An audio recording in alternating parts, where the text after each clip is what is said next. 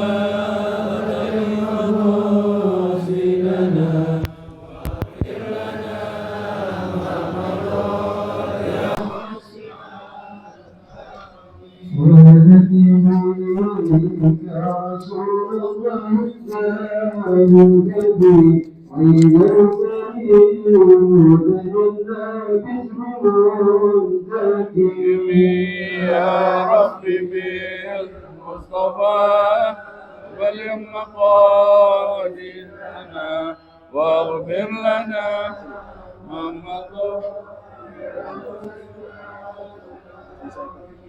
halaman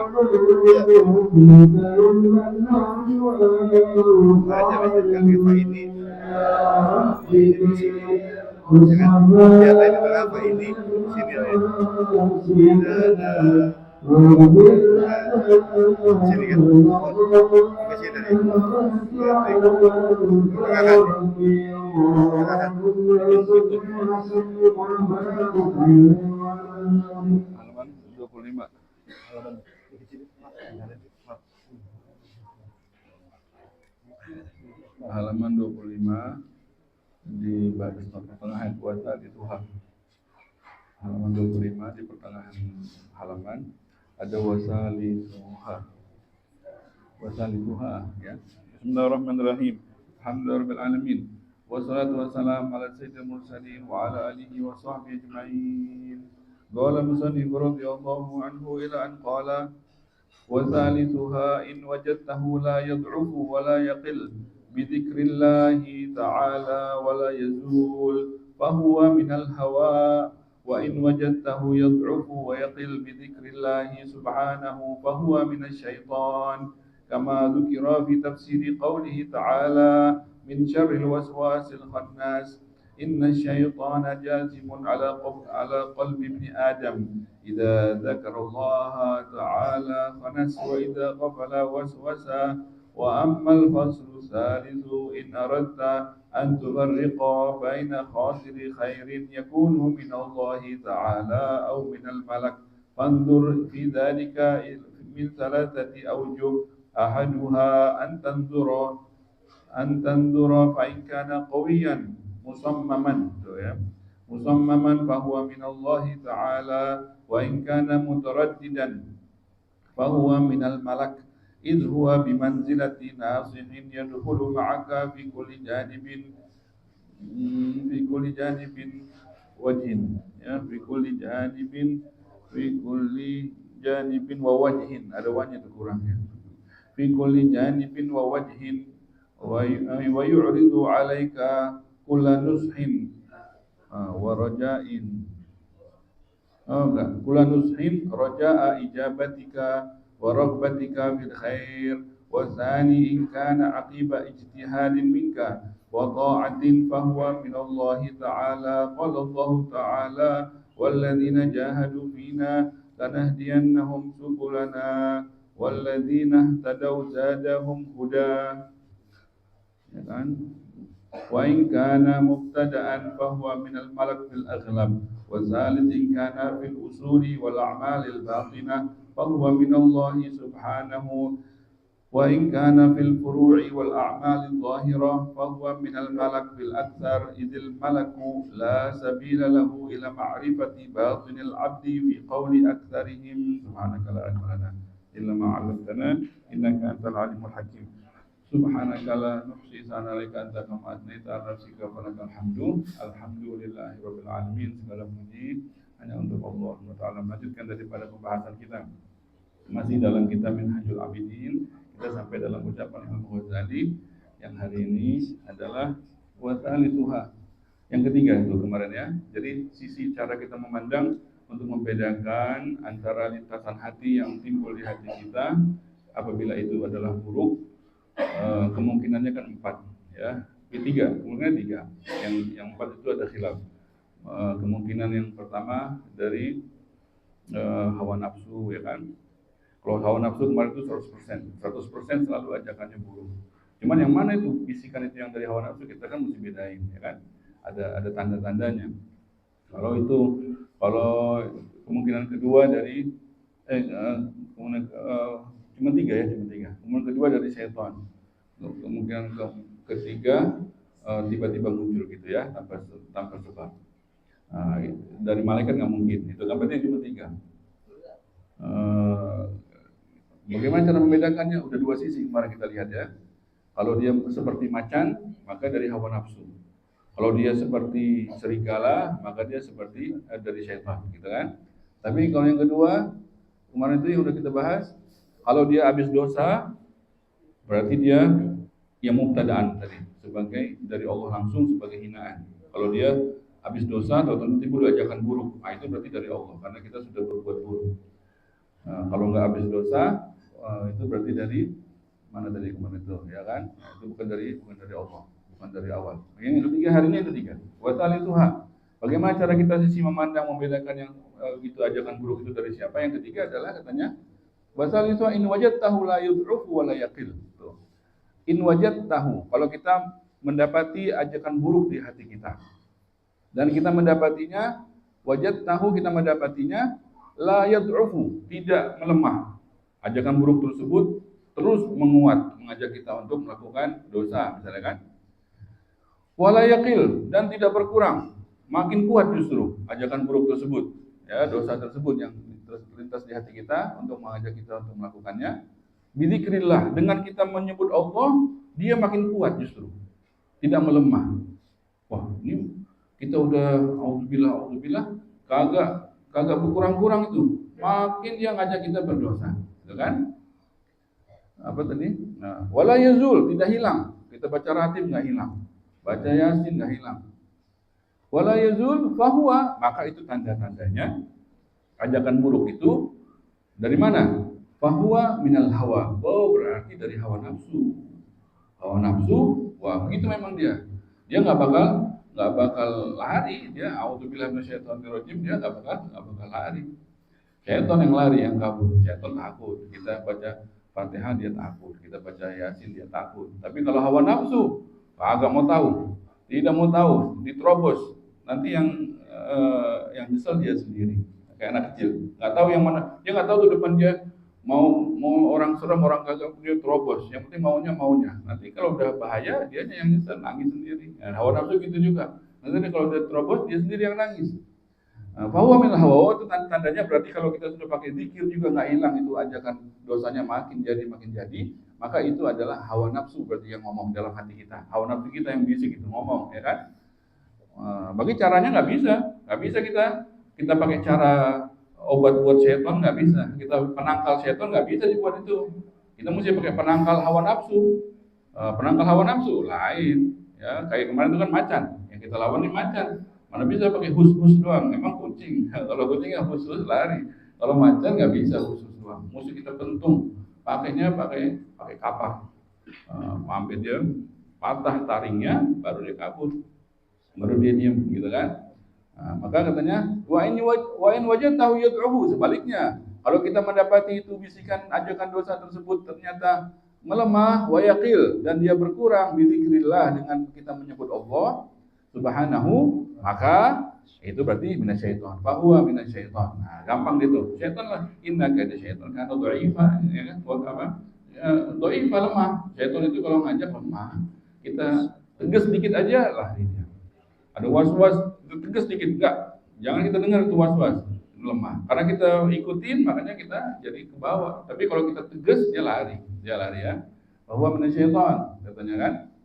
Nah, tadi, kama dzukira fi tafsir qauli ta'ala min syarri waswasil khannas. Memang gitu ya. Namanya was-was itu, syaitan itu namanya was-was yang Allah yang syaitan yang mewakilkan. Jadi setiap kan kemarin itu kita bahas Ida ulida ibnu Adam. Kalau dilahirkan anak Adam, itu syaitan membuat wakil, mengutus wakil untuk dia hadir di kita, di hati kita, dan selalu memberi was-was kepada kita sampai kita mati, nggak bakal berhenti. Ya, itu namanya wakil tersebut, namanya was-was, ya kan? Inna syaitana jatimun duduk dia, nggak mau kemana-mana. Ala qalbi ibni Adam, duduk di hatinya Bani Adam. Jadi hati kita ini punya kuping dua, seperti punya kuping dua. Satu kuping ini selalu dibisikin oleh setan, satu kuping lagi malaikat, gitu kan? Jadi ajak malaikat juga ngajak, gitu kan? Nah, maka katanya idza dzakarallah khanas. Kalau kita nyebut Allah, ini setan yang ini mengecil dia. Udah jam lemah dia. Nanti kita udah lupa lagi, kita nggak nyebut Allah lagi, dia besar lagi. Tapi kalau ingat Allah lagi, kecil dia, khanas gitu, mengecil dia, ciut dia, jadi ciut, khanas. Wa idza ghafala waswas, tapi kalau kita lalai dari Allah, dia gede lagi, dibisikin lagi, gitu kan? Nah, itu memang gitu. Nah, wa amal faslus salis. Udah kelar, berarti kan gimana cara kita membedakan bisikan buruk yang timbul di hati kita? Tiga kemungkinannya, bisa dari setan, bisa dari hawa nafsu, bisa dari Allah langsung, ya kan? Dari Allah langsung. Itu cara bedanya kita sudah bisa, ya. Yang kedua, kata wa amal faslus salis, yang ini pasal yang ketiga adalah pembahasan yang kedua. Idza aradta an tufarriqa baina khatil khair. Tinggal perhatikan bagaimana cara membedakan antara bisikan yang baik. Ya, kan? Jadi bisikan di hati kita ini kan ada baik, ada buruk. Kalau tadi kan yang buruk aja. Kalau yang baik ada juga. Ada berapa kemungkinan yang baik? Bisa dari Allah langsung. Bisa dari malaikat. Bisa dari syaitan. Baik juga. Ya, tipu daya. Nah, ini kan dari hawa nafsu bisa nggak? Hawa nafsu ada khilaf tuh kan, cuman mu'tamadnya nggak bisa. Yang mu'tamadnya hawa nafsu selalu buruk. Tapi kan ada khilaf, ulama mengatakan yang terakhir kayak setan juga dia, ada tipu daya juga. Cuman enggak, yang mu'tamadnya kita pakai yang mu'tamadnya aja. Bahwasanya hawa nafsu nggak bisa. Selalu ajakannya buruk gitu. Walaupun semuanya buruk. Kalau setan yang kemungkinan tiga. Kemungkinan ada setan dia ngajak baik tapi tipu daya. Tapi kalau malaikat tulus dia ngajak baik. Kalau Allah Taala, kalau ajakan tersebut dari Allah Taala langsung berarti tanpa perantara malaikat, tanpa tiba-tiba muncul di hati kita. Gitu tiba-tiba muncul ajakan baik. Nah, itu bagaimana cara bedainnya? Untuk apa kita bedain? Supaya takut-takutnya ajakan baik itu syaitan. Nah, itu supaya kita bedain. Kalau dari Allah mah alhamdulillah kita kerjain. Kalau dari malaikat kita kerjain. Tapi kalau bisikan ini kesannya baik tapi tatonya dari syaitan, bahaya. Ini kan contohnya kan kita sudah berkali-kali. Bahwasanya udah deh tadi malam tuh siapa yang diajak tahajud banyak banget sama setan. Wah pasti dari malam ini kalau pengajian subuh pasti banyak yang diajak tahajud. Tumben hari-hari biasa gak mau bangun. Ini malam ini diajak bangun tahajud. Ini ajakan baik ini. Kok nggak ngantuk ya? Sholat, baca Quran lagi, kagak ngantuk. Nanti udah 10 menit lagi mau subuh ngantuk.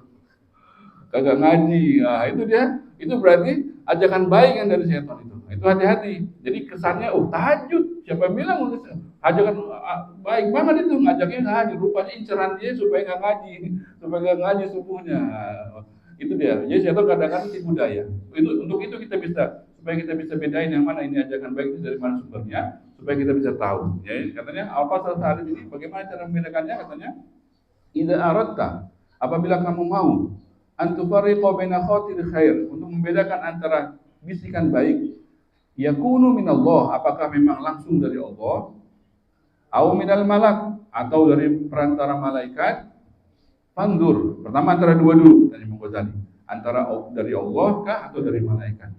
Katanya fandur, fidzalika min salatati aujuh, lihat dari tiga sisi, mirip sama yang sebelumnya, ya, dari tiga sisi. Ahaduha, yang pertama, antanzura fa in kana qawiyyan musammaman. Yang pertama, lihat katanya. Kalau dia kuat, tidak berubah, sama kan kayak yang awal. Terus menerus. Ajakan terus menerus. Mau haji terus menerus. Ayo haji, ente belum haji, ente rezeki terus, itu ajakannya terus saya gitu kan. Nah, itu baik banget. Musammaman, tidak berubah-ubah. Apapun keadaannya terus aja, gitu kan? Musammaman. Fahuwa minallah, maka itu tanda-tandanya dari Allah. Tidak berubah, tidak kadang begini, enggak. Terus ajakan itu ada di hati kita dan itu baik, itu berarti tandanya dari Allah, ya. Wa in kana mutaraddidan, kalau kadang timbul, kadang pergi, baik tapi baik ajakannya, tapi kadang ada, kadang pergi. Mutaraddidan, fahuwa minal malak, oh berarti itu dari malaikat. Baik juga, bagus juga, dari malaikat, ya, dari minal malak, ya. Itu huwa bimanzilatin nasihin, karena malaikat itu seperti penasehat, yadkhulu ma'aka fi kulli janibin wa wajhin. Dia sebagai penasehat datang dari sini nasihatin. Oh nggak bisa, dia datang dari sini nasihatin. Malaikat gitu tugasnya. Dia nggak bisa dia terus menerus, nggak bisa karena dia nggak kuasa sama kita. Dia ngajak, kalau alhamdulillah kalau dengar ya bagus, kalau nggak dengar ya dia diam dulu, nanti diajak lagi. Gitu. Kalau malaikat nggak penasehat gitu, nggak berkuasa. Kalau Allah langsung gitu ajakan baiknya, ya. Maka dari malaikat. Kalau begitu modelnya mutaraddidan, min kulli janibin wa wajhin, mana tadi? Min kulli janibin wa wajhin. Wa yuridu 'alaika kullu nushin. Dia selalu mengajak kebaikan kepada kita. Alhamdulillah itu malaikat kita namanya siapa? Namanya mulhim, ya kan? Ajakannya namanya ilham. Nah, jadi kalau kita dapat ilham, nunggu ilham nih, lagi nunggu bisikan dari malaikat itu maksudnya. Nama malaikatnya memang mulhim. Ya, mulhim nama malaikatnya. Ajakannya namanya ilham. Nah, dia Allah tugaskan buat kita. Allah ketika kita lahir, Allah mengutus orang malaikat yang selalu mengajak kita kepada kebaikan. Makanya setan nggak mau kalah. Setan juga mengutus wakil. Beradu itu. Memang hati kita adalah tempat berperang antara malaikat sama setan. Tinggal kita nih, kita rajanya. Kita menangin yang mana gitu. Kita menangin malaikat, apa kita menangin setan? Kita jadi pengikut malaikat apa pengikut setan gitu. Tinggal kita yang menangin. Kalau kita menangin maka kita jadi manusia yang sebenarnya. Kalau kita menangin setan, kita gambarnya doang manusia, bentuknya doang manusia, hakikatnya hewan. Kalau kita ngikutin setan, hakikatnya kita hewan, ya. Maka kita mesti jadi manusia yang benar. Wa nusqula nushin. Maka raja ijabatika. Maka dia malaikat ini selalu berharap kita menjawabnya. Wa rabbatika fil khair, supaya kita berharap kita kepengen melakukan kebaikan tersebut. Wasani yang kedua, ikan akibat ijtihadin minka wa ta'atin. Yang kedua, apabila itu ini cara tolak ukur kedua. Ini timbul bisikan baik di hati kita. Kalau itu sisi yang lain, kalau itu ternyata habis kita berijtihad. Ini habis kita baca Quran 1 juz, tiba-tiba muncul di hati kita, baca selawat lagi. Nah, itu kan, habis baca selawat, baca istighfar, gitu. Nah, itu kan. Jadi apabila bisikan tersebut munculnya akibat ijtihadin minka, habis usaha kita, kebaikan yang kita lakukan, muncul lagi kebaikan yang baru di hati kita. Nah, itu tanda-tandanya ijtihad minka ta'atin, fahuwa minallah, maka itu dari Allah, hadiah dari Allah. Ya, sebagaimana yang kemarin itu, kalau habis dosa muncul ajakan buruk, itu dari Allah sebagai hinaan. Maka nggak ada jalan kecuali kita taubat. Maka kalau ini, kalau kita habis ijtihad muncul lagi bisikan baik, itu berarti baik, itu dari Allah. Terus kita ikutin, ya kan? Ikutin ajakan tersebut, ikutin, ya kan? Bahwa minallah. Qala Allah Ta'ala, ini dalilnya. Walladzina jahadu fina lanahdiyannahum subulana. Orang yang ijtihad, yang berusaha mau capek kepada Allah, Allah akan tuntun ke jalan menujunya kepada Allah. Jadi kita udah berusaha capek, ayo Allah kasih nih. Terus ikutin jalan ini. Terus Allah tuntun kita dengan bisikan-bisikan tadi tersebut supaya kita makin baik sampai ketemu dengan kepada Allah Taala. Subhana walladzina tadau zadahum huda.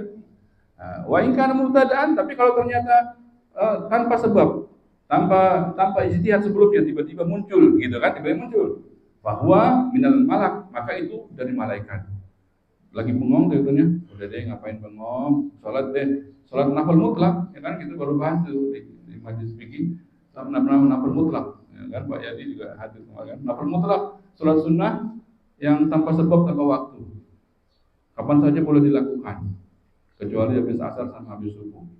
Jadi, ngapain ya, daripada nonton TV, udah sholat deh, ada wudu ada, habis sholat isya tadi dari musola, sholat deh, Allahu Akbar 2 rakaat, Allahu Akbar 2 rakaat, Allahu Akbar 2 rakaat, Allah terus sampai subuh. Itu namanya sholat nafil mutlak. Orang-orang dulu sholat mulu, waktu-waktunya itu kan TV kagak ada, memang nggak ada, semuanya kagak ada, dia sholat aja, nikmatnya sholat. ngobrol sama Allah, iyyaka na'budu wa iyyaka nasta'in. Ngobrol dia sholat, jadi ajakan ngapain dia bengong? Tiba-tiba muncul ajakan itu berarti dari malaikat. Ya, bahwa minal malaikatil aghlab. Nah, ya kan? Gitu. Yang terakhir yang ketiga, sisi yang terakhir wasal ikana fil usul. Yang ketiga, apabila bisikan baik tersebut munculnya adalah sesuatu fil usul wala amalil batinah. Apabila ajakan tersebut adalah dalam ajakan baik tersebut dalam usul. Apa ini usul? Usul ini usulul din. Usul din itu apa? Akidah. Apabila diajakan baik tersebut berkaitan dengan akidah, ya kan? Wal amalil batinah atau berkaitan dengan amal-amal batin, hati. Disuruh udah jangan tunjukin amal baik kita, nanti orang tahu kita riya nanti gini. Dan itu dalam batin. Apabila dia mengajaknya amal-amal batin, katanya bisikan tersebut, fahuwa minallah, maka itu pasti dari Allah. Dari Allah. Kalau ajakan yang timbul di hati kita adalah amal itu tersebut jenisnya bukan amal zahir, bukan sholat, tapi adalah batin, hati, amal hati, katanya itu dari Allah. Wa in kana bil furu' wal amal dzahirah, kalau ternyata dalam amal-amal zahir, sholat duha, sholat nafil mutlak yang tadi itu, sholat baca Quran, nah itu dia amal-amal yang zahir, katanya fa huwa minal malak, maka itu dari malaikat. Terus emang kenapa? Katanya fil aktsar idil malak, karena malaikat la sabila lahu fi ila ma'rifati batinil abdi, karena malaikat itu tidak ada jalan bagi dia untuk mengetahui isi hati kita, nggak bisa tahu dia isi hati kita yang terlintas, yang kita amal ikhlas itu mereka nggak tahu nggak tahu dia nama fi qoli aktarihim, mereka nggak tahu. Yang tahu isi hati kita hanya kita sama Allah. Jadi kalau kita mau ngobrol sama Allah langsung tanpa orang lain tahu, ngomongnya di hati. Ya Allah, ini yang dengar tuh dalam hati. Ini bakal mikir dengar. Kalau di dalam hati ya Allah gitu, baru nggak ada yang dengar. Ngobrol deh, telepon langsung ke Allah. Ya Allah, Allah jawab. Iya, Allah jawab. Lebih dari kita, kalau kita panggil tulisan belum tentu nyaut ya. Tapi kalau Allah langsung, ya Allah, iya, apa langsung? Ada apa? Langsung ngobrol. Nggak ada yang tahu antara kita sama Allah Taala. Terus amal-amal batin kita gimana dong hitungnya? Karena kalau kita mesti dihitung nih amal zahir, amal batin kan ntar bakal dihitung, ditimbang. Jadi kalau amal batin kita itu malaikat dia nggak bisa tulis tuh. Yang ditulis sama kita amal zahir, sholat kita. Makanya kan baca Quran. Makanya kalau sholat itu suara mesti keluar. Nggak bisa ngomong Fatihah dalam hati, nggak sah sholatnya. Kenapa ya? Karena malaikat mau nyatet. Kalau nggak ada suara keluar nggak sah. Gimana nggak ada amalnya? Apa yang mau dicatat? Jadi Fatihah itu atau zikir-zikir yang lain semuanya itu mesti suara keluar. Maka kita sunahnya siwak. Maka sholat itu jangan mulut mesti bersih, wangi gitu. Sikat gigi 2 kali. Kalau di rumah sikat gigi 2 kali, 3 kali kalau masih nggak enak kalau bangun tidur kan. Sikat gigi berkali-kali sampai wanginya itu benar wangi. Karena malaikat kesian, malaikat itu dia nguping. Dia bau sama wangi itu mereka berasa kayak kita. Bau sama wangi maka disunahkan di majlis ada wangi-wangian karena mengundang malaikat. Kalau bau dia agak menjauh, agak menjauh. Jadi kalau kita mau malaikat mendengarin bacaan kita, wangiin mulut kita supaya kesian. Kalau nggak dia terpaksa dengerin dalam keadaan dia nahan bau, nggak enak, dia bakal dengerin. Jadi kalau amal batin kita gimana? Amal batin kita nggak dicuri sama dia. Tapi kan amal batin lebih afdol daripada amal zahir. Gimana dong pahalanya? Pahalanya nanti ketika hari Kamis, kan setiap hari Kamis kan dibawa itu arsip daripada amal kita selama seminggu itu hari Kamis itu dibawa ditaruh di gudang, nanti kan dibawa arsip, nanti turun tuh atau yurus suhuf, nanti tuh di hari kiamat bertaburan tuh arsip-arsip kita tuh semuanya menuju kepada orang-orang. Ntar yang mendapat dari tangan kanan itu tanda baik, yang dapat tangan kiri tanda buruk, yang dilempar dari belakang lebih bahaya lagi. Jadi arsip itu akan turun nanti di gudang itu, dari gudang ini setiap hari Kamis dibawa ke gudang. Nah itu pas setiap hari Kamis dibawa, itu malaikat kan laporin gini-gini, ini amal gini, disuruh tambahin ini. Loh, ya Allah dia belum beramal, dia beramal. Ente nggak tahu, amal batin. Itu ada di kitab Bidayatul Hidayah Imam Ghazali, itu ada hadis terakhir menceritakan tentang itu, bagaimana proses pengangkatan amal kita di setiap hari Kamisnya, naik ke langit pertama, langit kedua, ada hadisnya itu ya. Insyaallah Allah jaga kita. Wallahu a'lam bishawab. Subhanakallahumma wa bihamdika asyhadu an la ilaha illa anta astaghfiruka wa atubu ilaik.